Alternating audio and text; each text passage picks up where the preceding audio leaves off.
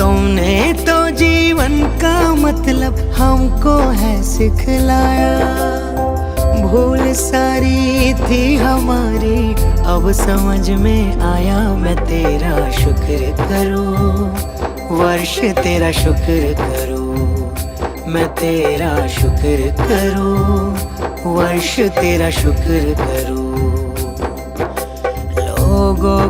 लोगों के તંદુરસ્ત રહ્યો અને તેમના બધા સપના પૂરા કરો એવા આશીર્વાદ આપણે મમ્મી પપ્પાને મનમાં વંદન કરી અને એવા આશીર્વાદ આપણે લેવાના છે। તો સૌપ્રથમ આપણે શ્લોક બોલશું, ત્વમેવ માતા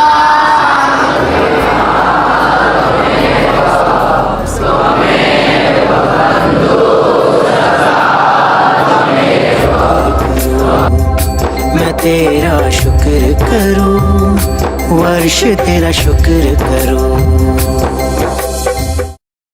आगे आते देखा कोई दौलत काम न आई, बदली ना कोई रेखा।